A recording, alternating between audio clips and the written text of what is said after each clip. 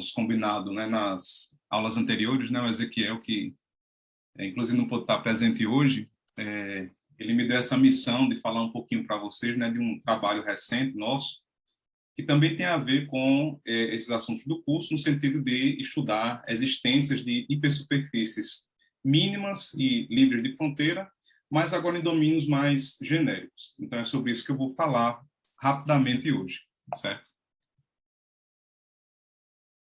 Bem, então, esses resultados que estão sendo expostos aqui nessa aula, eles estão baseados principalmente num trabalho em conjunto com o próprio professor Ezequiel Barbosa e os professores Rodrigo Melo e Feliciano Vitório da UFAL. Se vocês quiserem apontar a câmera de vocês para esse QR Code, vocês vão chegar nesse arquivo lá, que está no Archive, certo? Ainda é um pré-print nosso.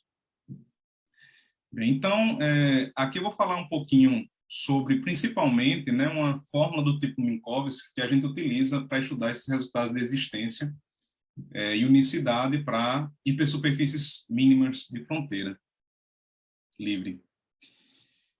Então, assim, Ezequiel já falou bastante, né, sobre esse problema de fronteira livre, principalmente naquele caso da bola. Vou só resumidamente aqui lembrar algumas coisas para vocês, né?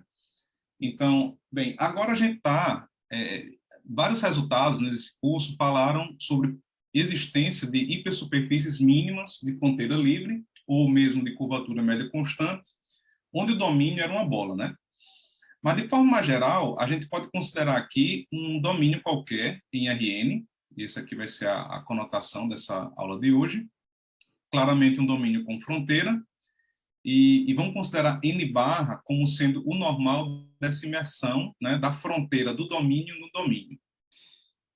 Vamos considerar aqui também uma hipersuperfície com fronteira, cuja fronteira esteja contida na fronteira desse domínio, e vamos dar alguns nomes aqui para os normais que ocorrem nas imersões, certo? Então, resumidamente, né, nós temos aqui uma imersão da fronteira do domínio no domínio, né? Essa imersão daqui como hipersuperfície, a gente vai ter um normal N barra, certo?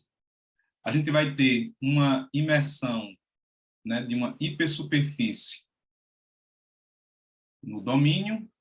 Para essa imersão daqui, nós vamos ter outro normal unitário, que nós vamos denotar pela letrinha N, certo? E também vamos ter, né, uma imersão da fronteira dessa hipersuperfície na hipersuperfície. E, bem, para essa imersão daqui, nós também vamos ter um vetor normal, que algumas vezes nós chamamos de conormal, e vamos representar pela letra nu, certo? Então, como já vimos nas aulas anteriores, né, essa hipersuperfície daqui, com fronteira, no domínio com fronteira, ela vai ser free boundary se essa hipersuperfície encontra a fronteira de ômega ortogonalmente, certo? Bem, isso é equivalente a duas coisas, principalmente, né? É que esse conormal, esse nu, vai ser igual a n barra ao longo da fronteira de sigma, ou equivalentemente que esse n barra produto interno com n vai ser zero, né? Ou seja, esses dois vetores normais daqui vão ser ortogonais, lembrando sempre ao longo da fronteira da hipersuperfície, né? A fronteira de sigma que nós estamos denotando nesta aula de hoje. Bem, então, nas últimas aulas se falou bastante, né, sobre resultados de existência, principalmente na bola. Então, o exemplo clássico aqui de domínio, que foi tratado nas aulas anteriores, é exatamente a bola, né, a bola n-dimensional, certo? E coisas que nós já vimos bem interessantes sobre a existência, né, e basicamente duas conjecturas principais, né, o próprio teorema de Nietzsche, que foi visto nas aulas anteriores, diz o seguinte: quando você tem a bola, né, e você dá uma condição topológica, por exemplo, que é do tipo disco, né, só existe uma hipersuperfície mínima free boundary do tipo disco nessa bola euclideana. É o próprio disco equatorial flat, né? Então, esse daqui, esse resultado que dá o disco é o famoso teorema de Nietzsche, muito falado, né, nas aulas anteriores, e que tem, inclusive, até uma versão lá para curvatura média constante, né? Mas aqui nessa aula eu vou falar basicamente de mínimas, certo? E, nesse sentido, também existe uma conjectura muito famosa na área, né, que já teve algumas soluções parciais, inclusive alguns artigos sobre análise, né, de que essa conjectura é verdadeira, que tenta classificar as hipersuperfícies mínimas free boundary do tipo anel. Então, a conjectura famosa diz que a única, nesse sentido, é o chamado catenoide crítico, que é um catenoide que está contido nessa bola e encontra, né, a fronteira da bola de forma ortogonal, certo? Então vejam, da mensagem das aulas anteriores, né, isso aqui é a chamada conjectura do catenoide crítico. Então vejam que das aulas anteriores, quando a gente estuda o problema onde o domínio é a bola, a topologia é muito importante, né? Ou seja, existem resultados de caracterização ou de existências de mínimas free boundary totalmente relacionados à topologia dessas hipersuperfícies, certo? Bem, e é claro que a bola também tem assim muitas tem coisas muito importantes de você tratar com a bola, né? Principalmente porque ela está relacionada a um problema de alto valor de Steklov, né? Isso aí, na verdade, foi um assunto que ficou por muito tempo vago na história, né? Após os trabalhos do Nietzsche, em 1980, mas a partir dos anos 2010, né, uma série de trabalhos da Ailana Freisen e do Rick Shen, basicamente ressuscitaram essa área que tem muito interesse, né, na geometria e na análise. Bem, então, o que eu vou falar um pouquinho nessa aula de hoje é a seguinte coisa: e se nós mudamos o domínio, né? Ou seja, se nós estudamos esse problema de encontrar subvariedades free boundary agora em outros domínios, certo? Bem, então, esse tipo de problema já foi estudado em vários artigos, né? Por exemplo, existe o estudo de mínimas free boundary num cone convexo, né? Ou seja, a ideia é a seguinte, né? Você pegar o seu domínio como sendo um cone cheio e se perguntar, existe alguma hipersuperfície mínima free boundary nesse cone cheio, ou mesmo de curvatura média constante, ou mesmo capilar, que significa, ao invés de encontrar com um ângulo de 90, encontrar com um ângulo constante, certo? Num edge, né? Um edge que pode ser visto assim como um encontro de planos, certo? Num cilindro, ou num semi-espaço, ou um slab, né? Então, existem muitos trabalhos, né? Até se vocês tiverem curiosidade, estão todos descritos aqui, né? Esses artigos que falam, onde o problema agora é você encontrar em outros domínios se existe ou não existe, ou se é rígido, né? Essas mínimas free boundary ou CMC free boundary, ok? Muito bem. E também nesse assunto, né? Existem dois trabalhos bem importantes que eu vou colocar aqui. Um é dessa Valentina Weller, que utilizou um fluxo muito famoso na geometria, né, que é o fluxo da curvatura média, para provar a existência exatamente de discos mergulhados de boundary, certo? Ou seja, bem, o importante, nesses dois ambientes, em cilindros e cones de revolução, certo? Então, nesse trabalho, existe uma importância muito grande e que eu vou denotar aqui nos resultados que eu vou falar, porque esse trabalho ele não requeriu obstruções topológicas, né? Vejam que quando a gente está estudando o problema de existência na bola, a restrição topológica é uma coisa muito importante, né? Vide os teoremas que eu falei inicialmente, né? De Nietzsche, né? Que você pede na topologia de disco e obtém a rigidez do disco, quanto da conjectura, né? A famosa conjectura do catenoide crítico. Então, uma coisa interessante é que nesse trabalho dela, usando essa técnica aqui, né, do fluxo da curvatura média, ela conseguiu, sem restrições topológicas, obter resultados de existência, não existência e rigidez, né, de mínimas free boundary. E também em ambientes mais genéricos, né, a gente tem esse trabalho daqui do Davi Máximo, do Ivaldo Nunes e do Graham Smith, que provaram a existência de anéis mínimos, certo? Então, só uma diferença entre esses dois trabalhos, né, que são discos mergulhados, né, coisa do tipo disco, e aqui são anéis mínimos em variedades riemannianas de curvatura de Richter negativo, né? Então, vejam a generalidade, né, que é tratada nesse trabalho. Bem, então, nessa rápida aula de hoje, nós vamos utilizar uma fórmula de Minkowski, do tipo Minkowski, que nós obtemos, para estudar, né, a existência e unicidade de hipersuperfícies mínimas e livres de fronteira em muitos domínios, né? Vamos tentar unificar esse estudo. E, mais especificamente, nós vamos tratar com domínios cuja fronteira é um conjunto nível regular de uma função diferenciável, certo? Então, esse é o resultado, né, que eu vou falar hoje, né, bem naquele sentido. Dá para notar, né, que as fórmulas de Minkowski elas são muito utilizadas quando você estuda existência e rigidez de hipersuperfícies mínimas e free boundary. Então, vou começar aqui, né, com uma análise de uma identidade bem clássica que a gente já viu nas aulas anteriores. Segue exatamente do teorema da divergência clássico, né, que nós temos essa seguinte identidade integral para hipersuperfícies mínimas e livres de fronteira, certo? A integral sobre a fronteira de sigma do vetor posição interno, né, o n barra, né, lembre que o n barra é o normal da imersão da fronteira de ômega em ômega, certo? Então, quando a gente tem o vetor posição com esse n barra, isso daqui vai ser n-1 vezes a área da sua hipersuperfície. Né? Lembre que você obtém isso exatamente, né? Porque quando você tem uma free boundary, o n barra é exatamente igual ao conormal, certo? E o conormal nada mais é do que o vetor normal da imersão da fronteira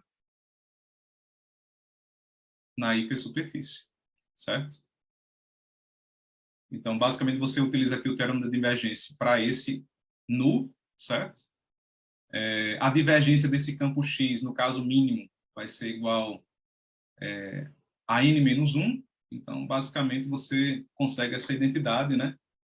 Basicamente, substituindo aqui o nu pelo n barra, porque nós estamos tratando com superfícies livres de fronteira, né? O n barra é exatamente igual ao nu. Então, vamos guardar essa identidade bem simples, obtida do teorema da divergência, porque nós vamos utilizá-lo no futuro.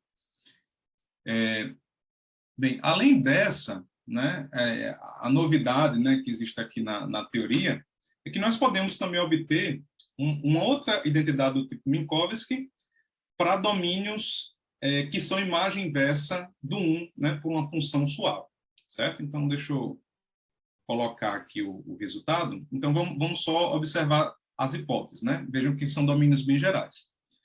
Então, considera um domínio do Rn, de forma que a fronteira desse domínio é a imagem inversa do 1 por uma função diferenciável, certo? E 1 é um valor regular dessa função. Bem, está claro que quando a fronteira é dessa forma, o normal ele pode ser dado assim, né? O normal é exatamente o gradiente de f sobre a norma do gradiente de f, certo? O normal n barra, né? Novamente, lembre que o n barra é a imersão da fronteira em ômega, certo? Então, o que acontece é o seguinte: se você tem uma hipersuperfície de fronteira livre nesse domínio, certo? Claramente, com a fronteira dessa hipersuperfície na fronteira do domínio, e pega qualquer função diferenciável na hipersuperfície, então, primeiro a gente tem essa identidade integral, certo? Que pode ser vista como identidade do tipo Minkowski, ok?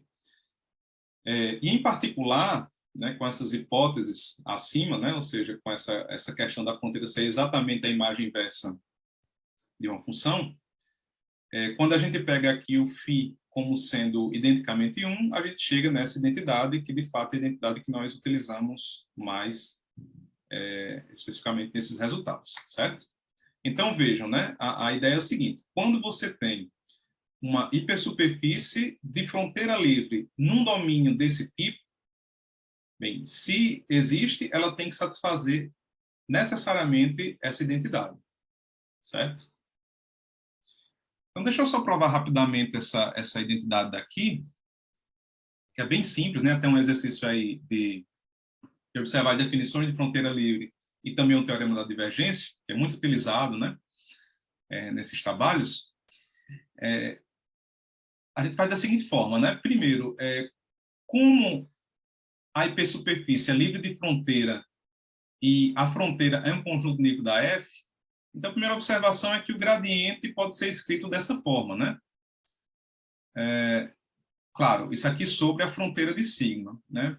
Por que isso? Porque basicamente o conormal é igual ao n barra.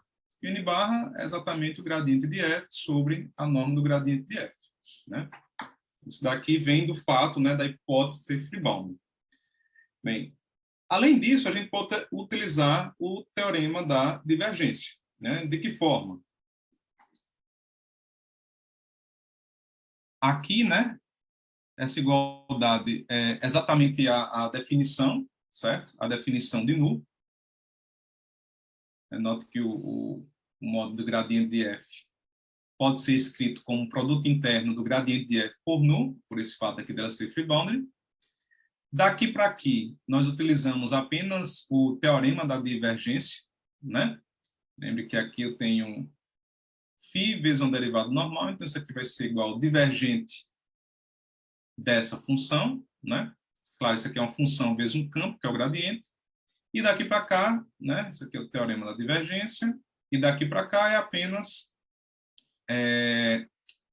você extrair, né, essa divergência. Divergência de um campo escalar vezes um campo vetorial, né? Então vai ser φ vezes o divergente do gradiente, que é o laplaciano, mais o gradiente desse campo escalar interno com esse campo, certo? É apenas a definição aqui do divergente, propriedade divergente, certo? Então, nós temos essa daqui, que é clássica, né, do teorema da divergência e do fato de ser free boundary. E também nós podemos utilizar o teorema da divergência dessa forma que eu vou colocar aqui. Veja só, a integral de sigma laplaciano, né? A gente sabe que a integral do laplaciano, pelo teorema da divergência, seria apenas a derivada normal da φ, certo? Aí, por que aparece a fzinho aqui, né? Pelo que nós colocamos como hipótese, né? Que a fronteira de sigma está contido na fronteira de ômega, e a fronteira de ômega é exatamente a imagem inversa do 1, pela função, certo? Então, como a f é igual a 1 nessa fronteira, a gente pode colocar o f aqui sem prejuízos, ok? Esse f entrou dessa hipótese daqui e, além disso, o teorema da divergência. Então, nós temos isso daqui, gradiente de f nu. Utilizamos novamente aqui o teorema da divergência, certo? A integral disso daqui vai ser o divergente de f vezes o gradiente de φ. E aqui, novamente, utilizamos, né, a definição de divergência, propriedade divergente de um campo escalar vezes um campo vetorial, certo? Então, vejam que nós utilizamos fortemente a hipótese de ser free boundary e fortemente a hipótese do domínio ser um domínio dessa forma. Além disso, utilizamos o teorema da divergência, né? Então, uma demonstração bem simples. Bem, para completar a demonstração, é só você diminuir uma identidade da outra, certo? Aí a gente chega exatamente no que tínhamos aqui, ok? E é claro que quando você faz o φ igual a 1, né, isso daqui zera e isso daqui vai ser igual a 1, isso daqui igual a 1, certo? Chega exatamente nessa identidade aqui. Ok? Bem, então, essas são as identidades que nós vamos utilizar a partir de agora. Bem, então, só para a gente ver um pouquinho a força, né, dessa segunda identidade de Minkowski, eu vou iniciar o primeiro resultado, né, sobre existência e não existência de mínimas free boundary, onde o domínio ela tem uma fronteira daquela forma, a imagem inversa, né, de um valor regular. Então, por exemplo, assuma que existe um vetor, né, qualquer vetor no Rn, tal que a derivada direcional da função em relação a esse vetor ela tem sinal. Ou é positiva ou é negativa. Então, a conclusão é que não existe, certo? Hipersuperfícies mínimas com livre de fronteira nesse domínio. certo? Então, veja que coisa já forte, né? Se você tem qualquer domínio cuja fronteira é a imagem inversa de uma função, certo? E, claro, o normal é dado daquela forma, o gradiente sobre a norma do gradiente, né? Então, quando a gente acha qualquer vetor cuja derivada dessa função ela tem algum sinal, certo? Precisa achar um vetor. Então, é porque não vai existir nenhuma mínima free boundary nesse domínio, ok? E a outra coisa que a gente pode concluir é que se existe um vetor tal que essa, né, desigualdade ela não é estrita, né, é menor ou igual que zero ou é maior ou igual que zero, então a gente conclui que essa derivada direcional vai ser zero na fronteira, consequentemente a hipersuperfície é totalmente geodésica e mais, é a interseção do domínio com o plano, certo? Então vejam já, né, a força daquele resultado, né, em face dessa análise. Então, deixa eu falar um pouquinho desse primeiro resultado, né, fazer uma demonstração aqui bem rápida mesmo. Vou passar aqui.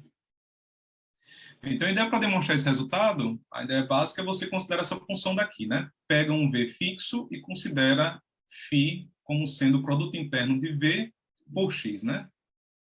Certo? Aqui, φ de x, certo? Bem, então, a gente pode concluir que na fronteira dessa superfície nós temos a seguinte coisa. Primeiro, a gente pode calcular aqui, de forma simples, né, a derivada na direção do normal, dá exatamente isso daqui, certo? Na verdade, isso aqui é basicamente a parte tangente, né, desse vetor daqui interno com o normal, certo? No fundo, isso aqui seria o gradiente de φ interno com o normal, certo? E esse gradiente vai dar exatamente igual a isso daqui, certo? Vocês podem depois, com curiosidade, fazer esse cálculo, que é um cálculo simples. Bem, e do fato de ser free boundary, nós já vimos que quando a gente pega esse conormal com esse n, isso daqui vai dar zero, certo? Então, esse daqui zero, então fica apenas isso, V com o nu, certo? E o nu, nós já vimos que pelo fato de ser free boundary, ele é dado pelo gradiente de f sobre o módulo do gradiente de f. Então, a gente tem essa igualdade aqui, ok? Bem, utilizando integração por partes, né, aí primeiro, se a gente calcular o Laplaciano, né, e pelo fato de ser mínima, o Laplaciano ele vai ser zero. Então, a integral do Laplaciano de sigma da φ vai ser zero. Por integração por partes, isso daqui vai ser a integral da derivada normal dessa função, certo? E a derivada normal aqui, ela foi calculada, exatamente igual a isso, certo? Então, em outras palavras, né, se existe uma superfície de fronteira livre e mínima nesse domínio especial, então essa identidade aqui ela tem que ser satisfeita para qualquer V, certo? Note que aqui o que aparece, né, isso aqui é exatamente a derivada direcional da F em relação a V. Os domínios aqui são todos, né, contidos no Rn. Então, a primeira conclusão é o seguinte, né, se isso daqui tem sinal, é maior que zero ou menor que zero, então acabou, né? Essa identidade daqui ela não pode acontecer, certo? Isso aqui seria uma coisa estritamente maior que zero, isso aqui é igual a zero. Né? Ou seja, se acontece uma dessas duas coisas, nós chegamos à contradição. Então, a contradição foi supor que existe uma mínima free boundary nesse domínio. Então, caso alguma dessas coisas aconteça, porque não existe mínima free boundary nesse domínio, certo? Muito bem. E caso essa desigualdade ela não seja estrita, né, ou seja, menor ou igual ou maior ou igual, também utilizando essa identidade que nós obtemos, a gente vai chegar que isso daqui de fato tem que ser igual a zero, certo? Tem que ser igual a zero. Então, isso daqui é igual a zero e isso daqui também é igual a zero. Certo? Então, a gente pode utilizar, por exemplo, ou o princípio do máximo, então, a própria integração por partes, que a gente vê a seguinte coisa, se essa derivada daqui é zero na fronteira, então é porque essa φ aqui ela vai ser constante ao longo da hipersuperfície sigma, certo? Mas dizer que essa função aqui é constante ao longo de sigma é equivalente a você dizer que essa sigma ela está contida no plano. No fundo, no plano gerado por esse vetor, certo? Esse vetor V, esse vetor fixado aqui. V. Então, esse aí é um primeiro resultado, né? Se a gente tiver sinal para alguma derivada parcial da função, é porque não existe mínima pre-bounded. Muito bem, então, nesse sentido, né, bem genérico de estudar domínios, né, cuja fronteira é exatamente a imagem inversa de um valor regular, a gente quis olhar, né, para domínios já conhecidos em outros trabalhos, né, e talvez abordados por outras técnicas. Então, nossa primeira ideia foi pensar nos chamados domínios quádricos, né? Então, quais são os domínios quádricos? São todos os domínios cuja fronteira é uma quádrica. Quádrica conhecida mesmo da gente aí da geometria básica, né? Então, por exemplo, isso inclui todos aqueles trabalhos que eu falei inicialmente, né? Isso inclui, por exemplo, cones, inclui cilindros, inclui paraboloides, né? Hiperboloides, que são coisas que não foram tratadas, né? Hiperboloide de uma folha, hiperboloide de duas folhas, certo? Então, vamos agora restringir o nosso estudo a funções desse tipo, né? Cuja a fronteira ela seja exatamente uma quadra. Então, para formalizar isso, né, a gente vai pegar exatamente a função, né, que pode ser uma função qualquer, como sendo uma função quadrática, certo? Então, vamos pegar a função, que é uma função do Rn, sendo escrita dessa forma. A soma de AIXi ao quadrado mais BXN mais C. Onde esses A's, eu vou dar um sinal para eles, né, sem perder generalidade, e B e C são números reais, certo? Então, vamos estudar funções agora desse tipo. Bem, então, é claro que quando a gente vai mudando as escolhas aqui de A, B e C, né, ou por vista do sinal, ou por vista de você excluir algum desses termos, a gente vai estudando todas aquelas partes. Então, eu vou mostrar que esse estudo está estritamente relacionado, né, à existência de pre-boundary nesses ambientes. Então, a primeira observação aqui simples é a seguinte. Quando a gente pega o AN igual a zero, nós temos necessariamente que a derivada da f em relação a xn é b, né? Deixa eu olhar para aqui, né?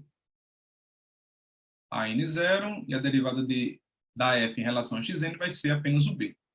Então, por exemplo, se eu tiver essa situação, AN igual a zero e o b diferente de zero, eu vou ter que a derivada da f em relação a xn vai ser uma coisa diferente de zero.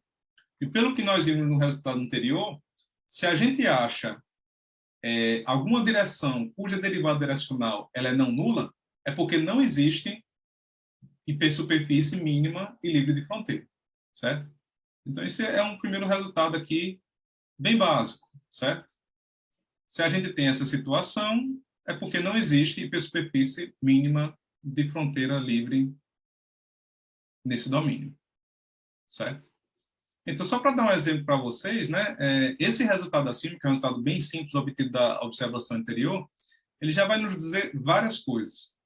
Ele vai nos dizer, por exemplo, que não existe nenhuma hipersuperfície mínima de fronteira livre em domínios cuja fronteira é um paraboloide circular, um paraboloide hiperbólico ou mesmo um cilindro parabólico, certo? Esses domíniozinhos daqui. Ok? Então, só para resumir o problema, né, o problema é o seguinte, eu estou pensando num domínio cheio, certo? Então, por exemplo, vamos só pegar aqui o paraboloide. Imagina aqui o paraboloide cheio, né, e eu estou fazendo a seguinte pergunta, será que existe alguma forma de encontrar uma hipersuperfície nesse domínio cheio, livre de fronteira e mínima, né? Ou seja, tem alguma forma de você botar, não sei, um disco ou algo parecido com um disco aqui, de forma que ela seja mínima e ela encontre aqui no ângulo de 90. Então, a resposta é não, né? Só para a gente descer um pouquinho para conhecida geometria analítica, né? porque isso aqui pega o paraboloide, por exemplo, em R3, né? Lembra que o paraboloide é uma coisa assim. Z igual a x² mais y², né? Então, é como se o termo ao quadrado do z não aparecesse, né? O AN seria zero, e o termo que está aqui seria diferente de zero, certo? Isso aqui pega esse exemplo. E aqui da mesma forma, né? Não é que o domínio seja esse bordo, certo, pessoal? O domínio é isso daqui cheio, né? O que está aparecendo aqui é a fronteira do domínio. Uma coisa interessante também, né, é que, como a gente está pegando exatamente a fronteira, tanto faz você estar pensando aqui no domínio que está aqui dentro, né, do paraboloide, como também no domínio externo, né? Se eu estivesse olhando para o externo do paraboloide e perguntando quais são as mínimas com fronteira livre, o resultado é o mesmo, não existe, certo? Mas vamos para outros exemplos aqui, né? Esse aí veio exatamente daquela observação. Então, vou falar basicamente aqui de um que é bem importante.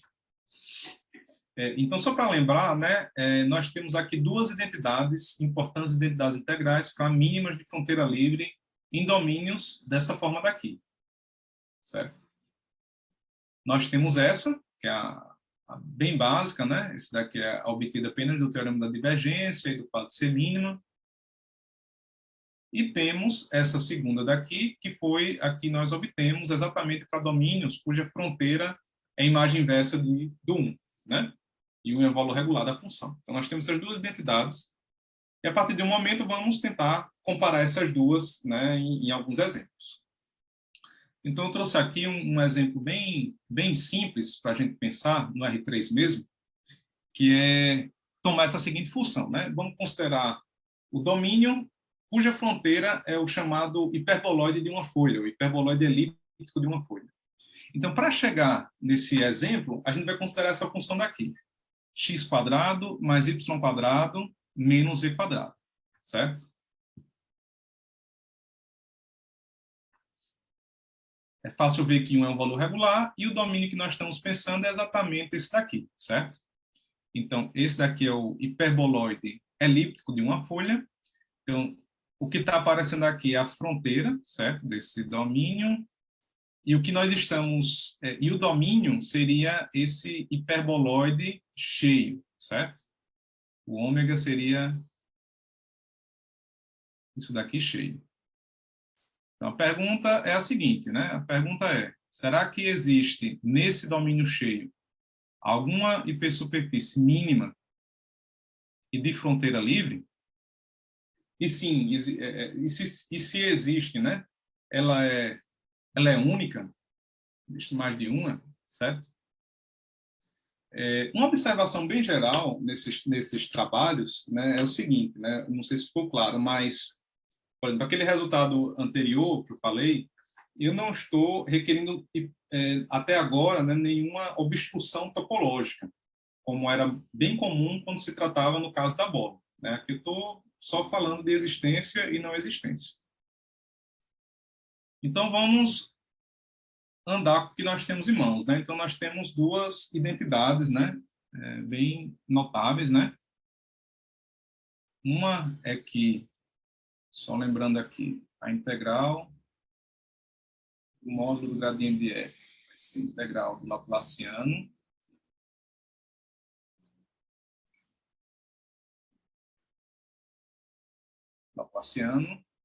né? Certo. Laplaciano. Temos essa daqui, né? Bem notável, que foi que nós obtemos para o domínio dessa forma, e temos aquela outra, que é a bem clássica, né? Que diz quando eu pego a integral do vetor posição com n barra, isso daqui vai dar n-1 vezes a área, né? Então, nesse caso, como o n é igual a 3, né? Eu estou pegando o domínio em R3, fica 2 vezes a área de sigma, certo? Então, vamos calcular essas coisas aqui bem devagarinho, né? E tentar comparar essas duas identidades, né? Para ver o que a gente vai chegar. Então, é bem fácil calcular o gradiente dessa função, né? Coisa simples. também é fácil a gente calcular aqui o módulo do gradiente dessa função. Exatamente isso aqui, 2 vezes a raiz de x² mais y² mais z². Bem, quando a gente pega esse módulo do gradiente restrito à fronteira, né, note que na fronteira, como a fronteira de sigma está contido na fronteira de ômega, e a fronteira de ômega é exatamente os valores para qual a função dá 1, então na fronteira isso daqui dá igual a 1, certo? x² mais y² menos z² é igual a 1. Ou x² mais y² é z² mais 1. Então a gente pode substituir aqui, de sorte que quando eu pego o módulo do gradiente restrito à fronteira, isso dá exatamente a 2 vezes a raiz² de z² mais 1. Certo?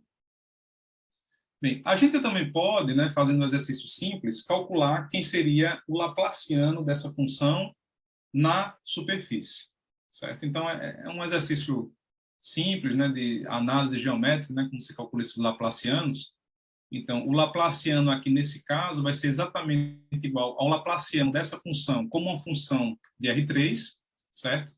Menos o hessiano dessa função aplicado no normal, certo?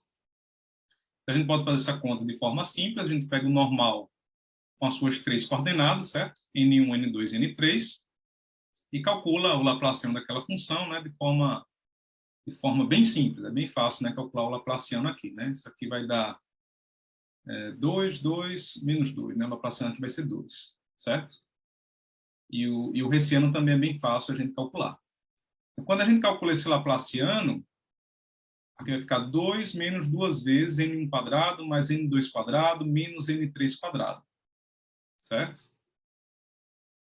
E aí uma coisa importante que acontece, né, é que como esse vetor daqui é um vetor de norma 1, então quando você soma os quadrados dessas coordenadas, isso aqui tem que dar igual a 1.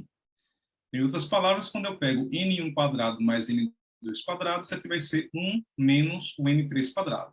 Então, eu já substitui aqui, né? Vai ficar 2, isso aqui vai dar 1 menos n3², vai ficar 2 menos 2 vezes 1 menos 2n3², certo? E 2 menos 2 dá 0, e aqui vai ficar 4n3², certo? Então, esse daqui vai ser o laplaciano dessa função na superfície, certo? É só um toque, né, para quem ainda não estudou esses laplacianos intrínsecos, né? Isso aqui eu estou usando também que essa superfície é mínima, né? Porque se não fosse mínima, existiria aqui um termo que depende da curvatura média, certo? Dessa derivada normal. Então, a gente está usando também aqui o fato de ser mínimo, certo? Só para dar um toque, né? Quem ainda não estudou esse tipo de coisa. Bem, então, da identidade que nós temos, né, que nós obtemos, a gente tem essa daqui, né? Lembre que isso daqui é exatamente a integral do módulo do gradiente de f na fronteira de sigma, certo? Que, na verdade, é um meio, né, porque eu já simplifiquei. E essa parte daqui é exatamente a integral do laplaciano de f em sigma. Um meio, né, porque eu simplifiquei aqui já, certo? Então, dessa continha bem básica, a gente chega nessa identidade, né? Então, só para resumir para vocês, se existir uma mínima free boundary nesse ambiente, que é o hiperboloide de uma folha, necessariamente essa identidade aqui deve ser satisfeita. Ok? Bem, e aí nós também podemos trabalhar com a outra identidade que nós já tínhamos, certo? Então, da outra identidade, nós obtemos isso daqui, né? Por quê? Né? Isso aqui, só lembrando, aqui é 2 vezes a área, né, da hipersuperfície, e aqui é exatamente a integral sobre a fronteira do vetor posição vezes o normal n barra. Né? Então, isso aqui é simples de fazer, né? Só, basicamente, aqui como é o vetor posição, né? Posso até colocar um x diferente. Isso daqui pode ser escrito da forma x, y, z, né? E o n barra, a gente também já sabe que ele é o gradiente sobre a norma do gradiente, certo? Então, se a gente faz esse produto interno, e dado que nós já conhecemos quem é um gradiente, quem é um módulo do gradiente sobre a fronteira, Ele chega exatamente nessa pontinha daqui.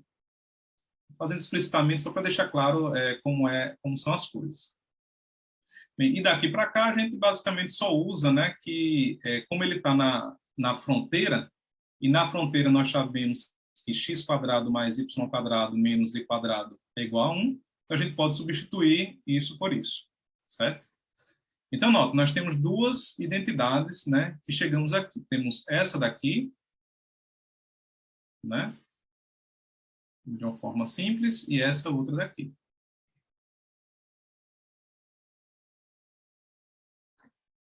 Então, vamos compará-las, certo? Então, por exemplo, se a gente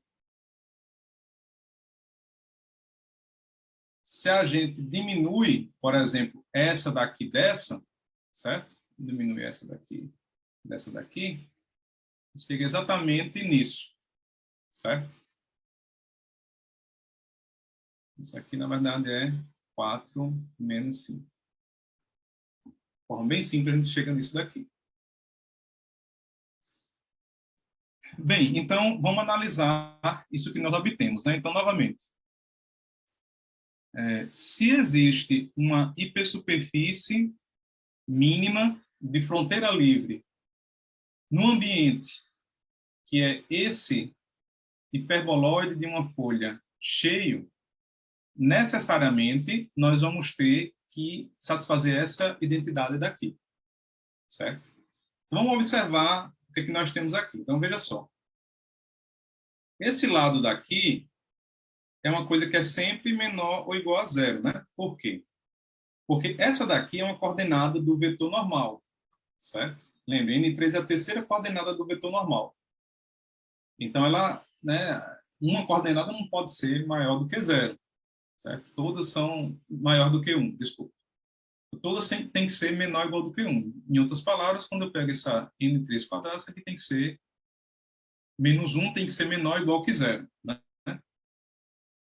Certo? Só lembrando, né, que o N1² mais N2² mais o N3², isso aqui é 1, né? Isso são as coordenadas do normal.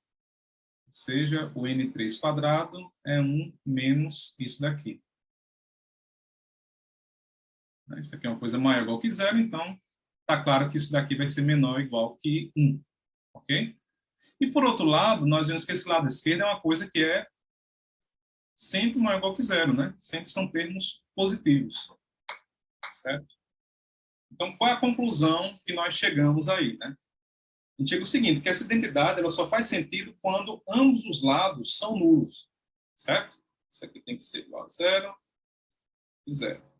Para que isso seja zero e como ambos os integrandos têm sinais, está claro que ambos os integrandos têm que ser nulos. Ou seja, só existe uma mínima free bound nesse ambiente, né? Existe se somente se esse lado é zero, ou seja, o z é igual a zero, e esse lado daqui também é zero, ou seja, o N3 tem que ser igual a 1. Está claro que quando o N3 é 1, eu estou falando de vetor normal, necessariamente o normal tem que ser dessa forma daqui, ó, 0, 0, 1, certo? Então, só vai existir mínimo free boundary nesse sentido, quando o normal for assim e quando o z é igual a 0. Mas o que é isso, exatamente? A gente obtém aqui que a única hipersuperfície mínima de fronteira livre nesse hiperboloide ali de uma folha é o disco flat na origem, né? Então, se a gente olha aqui para o hiperboloide cheio, né? Imagina aqui, no caso R3 mesmo, né? No caso bem simples. Só existe uma opção, né? Quando o Z for igual a 0 e o N3 é igual a 1, né? Então, Z igual a 0 é exatamente esse disquinho daqui, ó. Então, esse daqui é a única mínima free boundary nesse ambiente.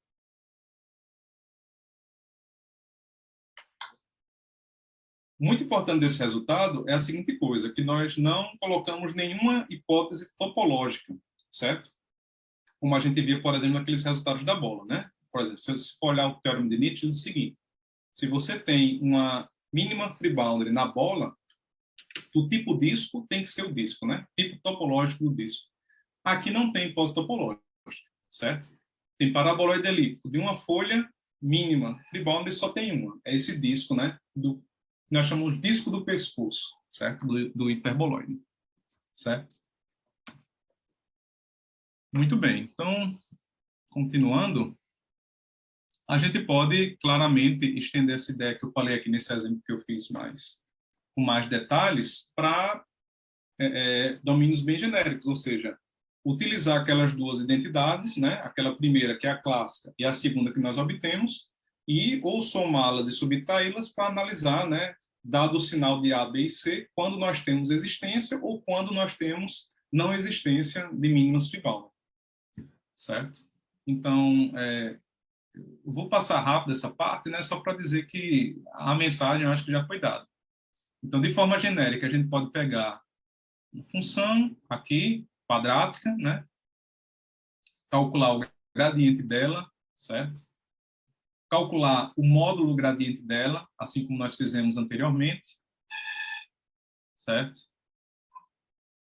Calcular o laplaciano dela, então sempre vai ser dessa forma, porque ela vai ser mínima, né? Então vai aparecer aqui o termo da curvatura média.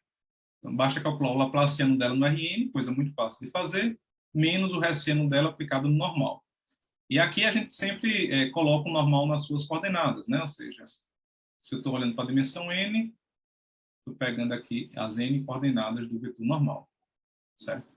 Então a gente faz essa conta aqui de forma simples, certo? Então, só lembrando, nós temos as duas identidades, né? Temos a integral do módulo do gradiente é igual à integral do laplaciano, aqui integral sobre sigma, e aqui integral sobre a fronteira. E também temos aquela outra, né, que é a integral do posição com o normal barra, que o normal barra nada mais é do que o gradiente sobre o módulo. Isso daqui vai ser n-1 vezes a área da hipersuperfície, que é sobre a fronteira. E temos essas duas daqui. Calculamos essas coisas, aí aqui nós calculamos isso, certo? Também de forma bem simples.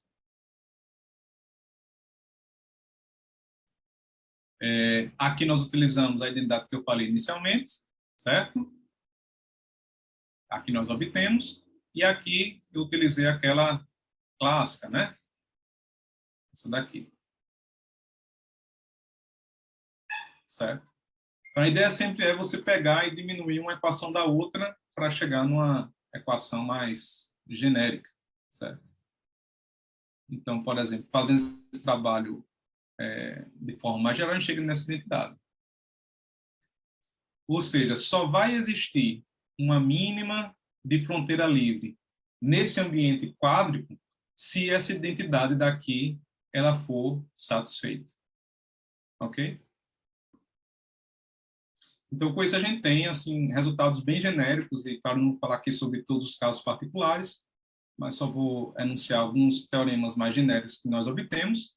Então, por exemplo, quando o B é igual a zero e o C é menor ou igual que zero, e pelo menos um dos coeficientes do AN ele é diferente, digamos AN, né? É diferente de 1, então vai existir uma mínima free boundary nesse domínio, se somente se todos os outros coeficientes são iguais a 1, certo?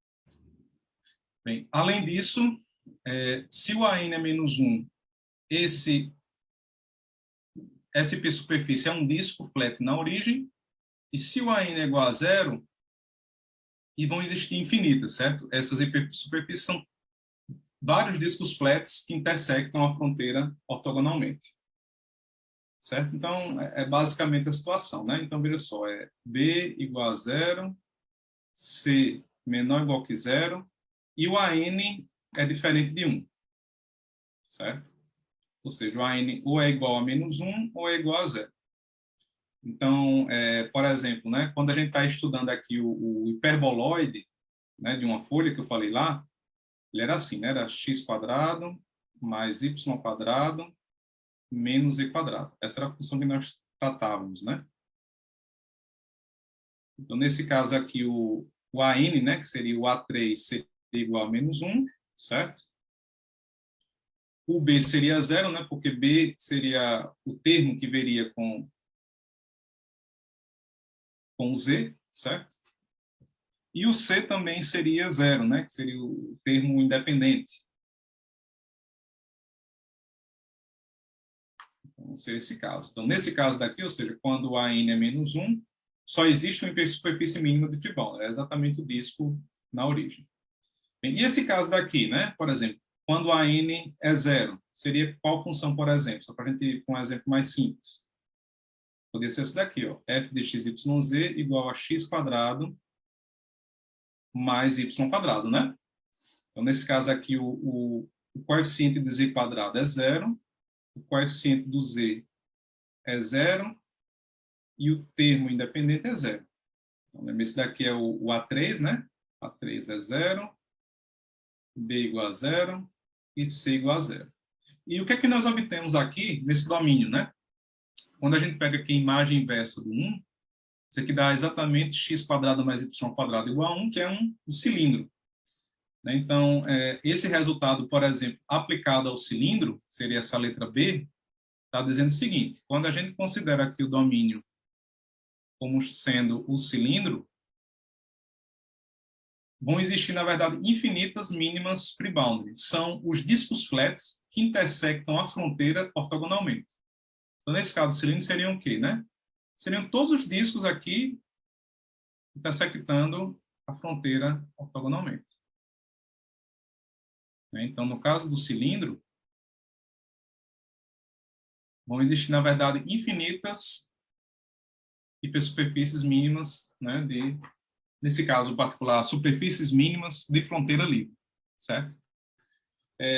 Bem, e nos outros casos, né, veja só, né, só existe, né, se somente se todos os outros coeficientes são 1, né, que é o caso desse daqui e desse.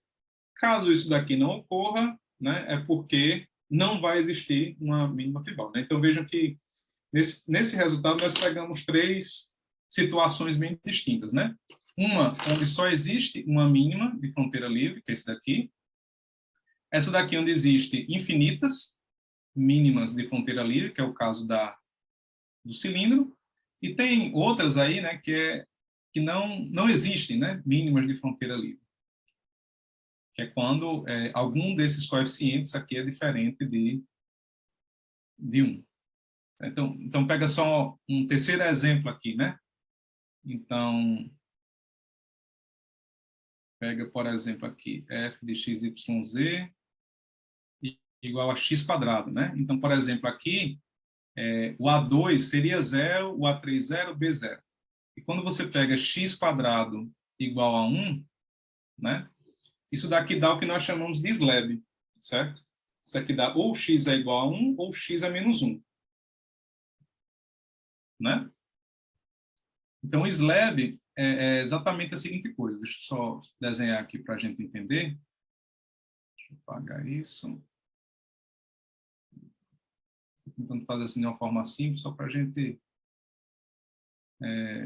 entendendo mesmo a filosofia, né, dessas análises. Então, pega assim, f de x, y, z igual a x². O domínio vai ser ou x igual a 1 ou x igual a menos 1, né? Então, deixa eu desenhar aqui esse domínio. Então, a fronteira do domínio seria 2 planos assim, né? Um plano aqui, passando pelo 1, menos isso. Outro plano aqui, passando pelo menos 1, certo? E essa daqui seria a fronteira do domínio, né? Esses 2 planos, um que passa pelo menos 1 e outro pelo 1. E o domínio seria isso daqui completo, né? Isso é o que nós chamamos, nessa teoria, de slab. Então, quando você tem um slab, por exemplo, que é essa situação daqui, né, onde o AN é 0, né? Aí você tem que o A2 ele é diferente de 0, então você não tem isso daqui, então é porque não vai existir, né, uma mínima de fronteira livre. Então, o slab, né, que a gente trata aí, é um caso onde você não tem mínima de fronteira livre. Ok?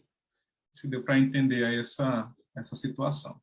E aqui, bem, tem explicitamente todos esses casos que a gente consegue tratar, né? Esse é o caso que só tem uma, é o caso da letra A. Esse daqui é o caso onde tem infinitas, né? Caso da letra B. Esse daqui é o caso do próprio teorema, onde não existe, certo? Muito bem, né? Então, se alguém tiver curiosidade, né, você pode olhar o artigo, né? Eu também posso explicar. Mas a ideia é basicamente você comparar essas duas coisas. Então, eu vou passar essa parte. É só, no fundo, você colocar o B igual a 0, né? Que faz parte desse resultado.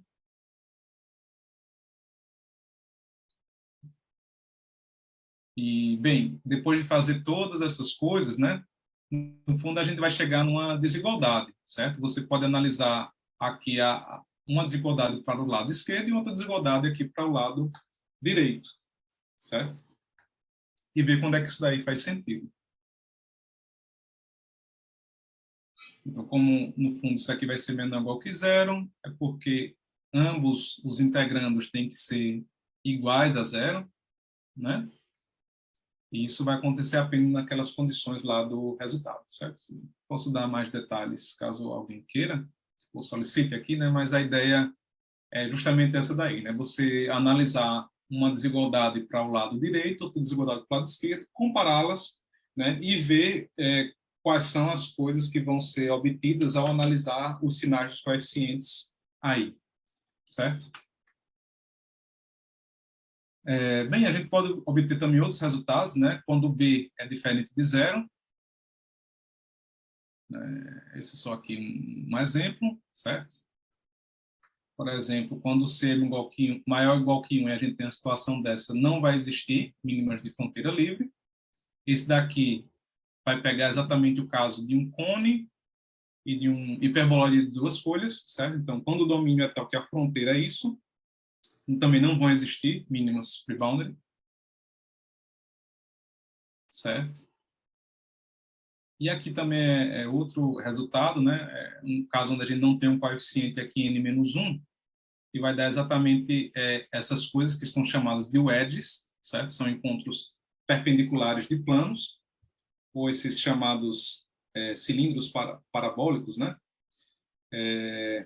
Também são casos onde não existem hipersuperfícies mínimas com fronteira livre, certo? Então, aqui são vários exemplos que a gente pode tratar ao você ir modificando aqueles coeficientes, né? Então, o que eu posso dizer é que com esse estudo a gente conseguiu obter de forma genérica, né? Resultado de existência, não existência e unicidade para hipersuperfícies mínimas de fronteira livre em domínios quádricos, certo? Bem, e a gente pode claramente brincar com outras funções que não sejam quádricas, né, para também obter resultados desse tipo de existência. Então, só vou dar mais um exemplo, que são chamados gráficos rotacionais, né? Então a ideia básica, né, que nós temos, por exemplo, pensando no R3, é a seguinte coisa, né? E quem foi meu aluno aí de geometria deve estar bem lembrado, né, que um exemplo clássico de superfície são as superfícies de revolução. Então, a ideia da superfície de revolução é basicamente você considerar uma curva em algum dos planos coordenados, né? E aí pega essa curva e gira em torno de algum eixo, né? Então, pega, por exemplo, uma curva aqui no plano YZ, gira ela em torno do eixo Z, e aí a gente, com isso, obtém uma superfície, né, chamada de superfície de revolução.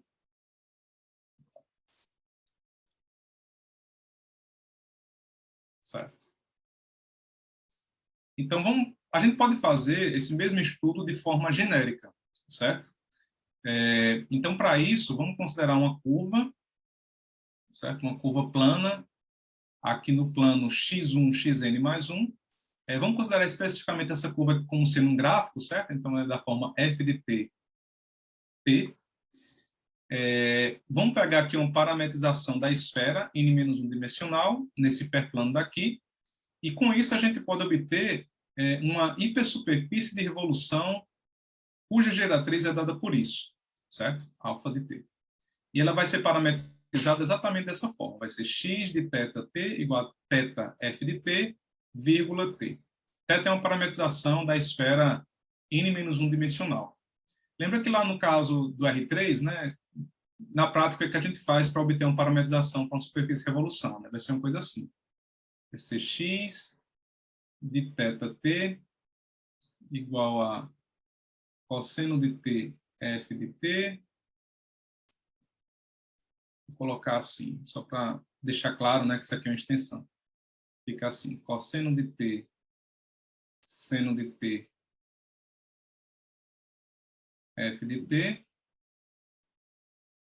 e a segunda coordenada aqui como sendo t, né? Essa daqui é uma parametrização quando a gente revoluciona essa curva em torno de um eixo, né? Então, notem que cosseno de t, seno de t é exatamente uma parametrização do S1, né? Do círculo. Então, aqui é a mesma ideia. Isso daqui vai ser uma parametrização n-1 dimensional, né? E a gente vai multiplicar essa parametrização pelo f de t e a segunda coordenada vai ser t. Certo? É basicamente uma extensão do que nós fazemos lá para superfícies no R3. Bem, então, dada essa parametrização, a gente vai pensar agora na seguinte coisa. Vamos pensar num domínio cuja fronteira é uma superfície de revolução. Ou melhor, um gráfico rotacional, como eu estou chamando aqui, porque eu estou revolucionando exatamente um gráfico. Bem, então, uma observação que eu faço aqui é que esse tipo de superfície, ou esse tipo de fronteira, ele também pode ser descrito como a imagem inversa do 1, né, e 1 sendo o valor regular de uma função. A função que a gente vai pegar é exatamente essa função daqui, certo? Então, basicamente, a gente pega aqui o x como sendo um vetor em Rn e o y um número real. Então, se a gente pega f de xy dá dessa forma, norma de x ao quadrado menos f ao quadrado y mais 1, fica claro que essa fronteira ela é dada exatamente como a imagem inversa do 1, por essa função daqui. A gente pode fazer essa conta de forma simples. Então, como é a ideia? A partir do momento que a gente estabelece, né, que a fronteira do nosso domínio é a imagem inversa do 1, a gente pode fazer aquele mesmo trabalho de anteriormente. Ou seja, utilizar aquelas duas identidades integrais, compará-las e ver quando há existência ou não de hipersuperfícies mínimas de fronteira livre. Então, vou só rapidamente passar por essas contas, né? A ideia aqui é calcular gradiente, né, como vocês já viram, norma do gradiente, a norma do gradiente restrita à fronteira, né, que é lá onde nós vamos integrar, Hessiano, Laplaciano, certo? E aí, de fato, utilizar essas identidades. Então, por exemplo, essa daqui é uma daquelas que nós vimos, né? Essa daqui foi o que nós obtivemos.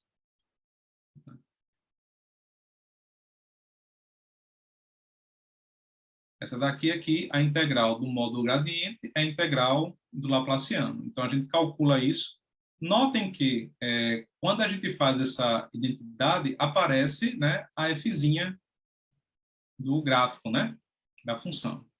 Tanto desse lado esquerdo, como também aqui do lado direito. Está aparecendo. Né? E aqui, claro, as coordenadas do vetor normal.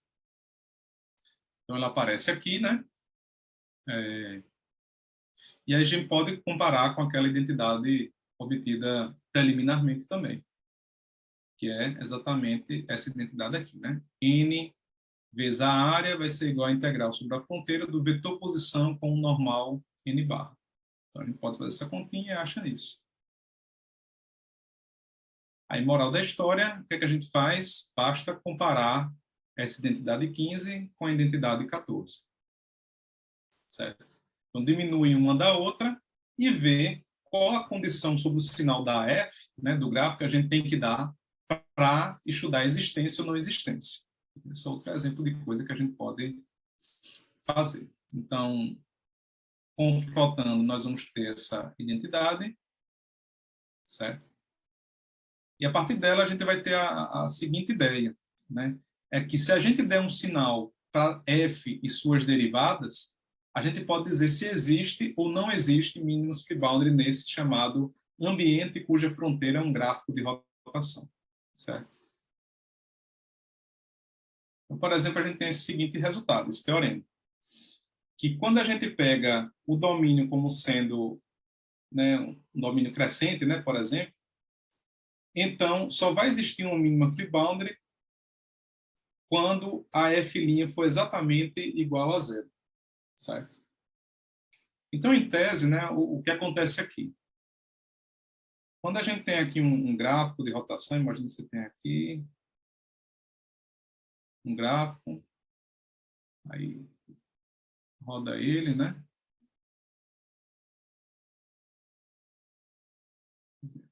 Próxima, né? Imagina que você tem aqui, fazer outra cor, né? Imagina que essa daqui é a função f, que você girou ela em torno de algum eixo. Com isso, você obteve aqui a fronteira do seu domínio, né? Lembre que o domínio é o que está aqui dentro, né? A fronteira é a superfície que nós obtivemos a partir da rotação. Então, esse resultado ele fala, por exemplo, que só vai existir mínimos free boundary sendo discos, certo? E exatamente nos pontos onde a derivada dá zero. Então, o que é que isso está mostrando para a gente? Isso aqui está mostrando que a gente, para estudar as mínimas free boundary, tem que ver os pontos críticos dessa função, certo? Então, por exemplo, os pontos de máximo ou de mínimo vão ser pontos que vão gerar discos, que vão ser as mínimas free boundary. Então, por exemplo, esse daqui é um ponto de mínimo local. Então, quando você pega o disco aqui, certo? Exatamente suportado nesse mínimo local, isso aqui vai ser uma mínima, vai gerar um disco mínimo e free boundary, certo? Esse daqui é um ponto de máximo. Então, quando você olha para o disco a partir desse ponto, isso aqui também vai gerar uma mínima free boundary. E aqui também, certo? Ponto de mínimo. Então, essa é a, digamos, a filosofia, né, desse resultado, que é bem interessante. Basicamente, a gente diz o seguinte, né, quando você tem essa situação, as mínimas free boundaries são obtidas nessas barrigas, né, belly, né, é chamado belly, ou nos pescoços, né, que é chamado aqui de neck. Eu gostaria também de falar, né, que esses tipos de resultado eles já foram abordados, né, por outros autores, mas não utilizando essa técnica, né? Por exemplo, um trabalho aí da Valentina Weller, que eu citei preliminarmente aqui na nossa aula. Esse resultado ele já foi visto, mas, claro, utilizando uma técnica totalmente diferente que tem a ver com o fluxo da curvatura métrica. Notem que, para a gente chegar nesse resultado, a gente conseguiu, de uma forma bem simples, analisar apenas aquelas duas identidades integrais. Certo? Então, nós temos aqui ainda um pouquinho de tempo. Gostaria só de encerrar essa aula falando só de um resultado que Ezequiel também falou na aula passada e que a gente pode almejar em uma extensão dele. Então, novamente vejam, né, que é muito conhecido resultados aí do tipo gap para bola unitária. Isso é uma coisa muito tratada na literatura. Um resultado que foi falado na aula passada, por exemplo, esse resultado aqui do Lucas Ambrosio e do Ivaldo Nunes, que diz que quando você tem uma mínima compacta na bola, então a gente tem essa desigualdade, certo? Quer dizer, assumindo essa desigualdade, a gente só tem duas opções. Ou isso daqui é igual a 2, e a gente tem aquele caso do catenoide crítico, ou isso daí é zero, e, portanto, nós temos o caso lá do disco flat. Né? Esse foi um resultado falado na aula passada. Esse é um resultado que nós chamamos de resultado do tipo gap. Né? Por que gap? Porque, basicamente, ele diz o seguinte, só existem duas opções aqui. Ou isso daqui é 2, em algum ponto, e, portanto, para todos, ou isso aqui é zero, certo? Exatamente zero. Em outras palavras, se isso daqui for menor que 2, necessariamente isso aqui tem que ser zero. Isso que nós chamamos, né? Só existem os casos extremos, né? Ou é 2 ou é zero. E aí você chega, além disso, nessa rigidez, né? Ou você tem o disco na bola, ou então você tem o chamado catenoide crítico. Certo? Muito bem. Esse resultado já tem várias extensões, que inclusive a Ezequiel já falou nas aulas passadas, né? Que tem principalmente a ver com dimensões altas, que foi tratado, por exemplo, por ele e por Celso Viana, por Marcos Petrúcio também. Resultados também para hipersuperfícies não mínimas, mas de curvatura média constante, certo? Então, existem vários outros resultados também nesse sentido. E como todos os resultados aí de free boundary, esse resultado ele está bem inspirado num resultado bem conhecido aí do Cherny e do Carmo Kobayashi.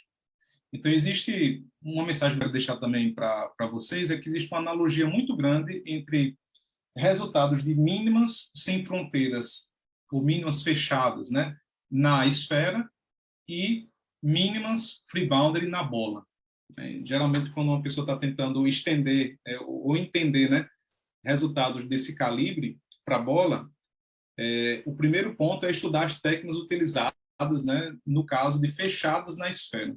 Então, por exemplo, existe um resultado muito similar e que inspirou esse, que é um resultado do Cherny do Carmo Kobayashi, que diz que se nós temos também um gap aqui para a segunda forma fundamental de uma mínima fechada na esfera, então, ou isso daqui é zero, portanto, sigma é o equador, ou isso daqui é N, e ele é uma, que nós chamamos de hipersuperfície de Clifford. Em caso de dimensão mais baixa, a gente poderia classificar isso aí como chamado toro de Clifford, certo? Então, bem, a gente tem essa situação que inspira a outra. Uma pergunta natural é se esses resultados também se estendem para outros domínios, né? Então, eu digo que sim, essa é uma coisa que também está feita naquele trabalho, né? Se alguém tiver curiosidade, pode procurar ou também me perguntar, que é o seguinte, né? Foi estudado lá para a bola, mas vamos tentar abstrair um pouco mais e ao invés de estudar a bola, vamos estudar agora um elipsoide, mas especificamente um elipsoide de revolução. Se a gente considerar uma função desse tipo aqui, podemos considerar aqui um elipsoide e estudar, né, se existe algum resultado de gap também, né, para dizer quem são as mínimas free boundary, né, aqui. E nesse sentido, vou passar aqui rapidamente, né, mas a ideia aqui geral, mesmo como aquele caso lá do Lucas Ambrosio e do Ivaldo Nunes, é estudar a convexidade de uma certa função, que é exatamente a função que vai dar cujo valor inverso vai ser a fronteira da sua hipersuperfície. Então, nesse caso, a função é essa daqui, né? Quando você pega isso daqui igual a 1, isso aqui dá exatamente a fronteira do seu elipsoide de revolução. No caso exato da esfera, a gente tem A igual a B, né? É o caso da esfera. A gente pode estender esse estudo, certo? Então, a ideia é você estudar, no fundo, a convexidade dessa funçãozinha daqui. Para isso, nós utilizamos aqui essas duas funções auxiliares, certo? Note que quando o A igual a B, que é o caso extremo, né, o caso da bola, que já tenha sido estudado, isso daqui zera, e essa G é exatamente, né, isso aqui também vai zerar, então, no caso A igual a B, essa função daqui é exatamente a função suporte, né? A função lá que aparece no gap do trabalho do Lucas e do Ivaldo. Então, só o resultado aqui, só vou enunciar esse resultado, né? Não vou demonstrar, a técnica é bem similar aos outros, mas é só para dizer que a gente também pode trabalhar esse tipo de resultado para outros domínios, que não a bola, né? Então, por exemplo, quando você tem uma superfície mínima compacta de fronteira livre no elipsoide, se você tem isso daqui menor ou igual que 2, então ou ela é homeomorfa a um disco ou é homeomorfa a um anel, certo? Só para deixar claro, né, como eu tinha observado anteriormente, no caso extremo da bola, no caso A igual a B, essa função G é exatamente a função suporte certo? E esse gap aqui torna-se assim, né? Norma de A quadrado, xn ao quadrado menor ou igual que 2, que é exatamente o gap lá que aparece no teorema do Nunes-Ambrosio, certo? Outra observação, e aí é um ponto de estudo bem interessante a ser feito, é que o resultado dele, se vocês observarem, fala assim, né, que a superfície ela é um disco ou então é um catenoide crítico. Aqui nós temos essa coisa aqui, ó, homeomorfo a um disco. Essa aqui é uma hipótese que nós ainda não conseguimos, né, obter a rigidez para esse modelo, né? E principalmente nós não conseguimos obter a rigidez porque para eles concluírem o resultado, eles utilizaram o teorema de Nietzsche, né? Então o teorema de Nietzsche diz o seguinte: se eu me homorfar um disco, tem que ser um disco. Lembrem disso. Não existe ainda um teorema do tipo Nietzsche para elipsoides ou domínios mais gerais, certo? Então, aí a gente para no homeomorfo. E também pode-se obter outros resultados aqui também de gap para a bola unitária, né? Por exemplo. Certo? Por exemplo, esse daqui, que é um resultado onde você não tem aparecendo aquela funçãozinha que suporta, né? Só a norma da segunda forma fundamental ao quadrado, certo? Beleza, pessoal. Então, essa era a aula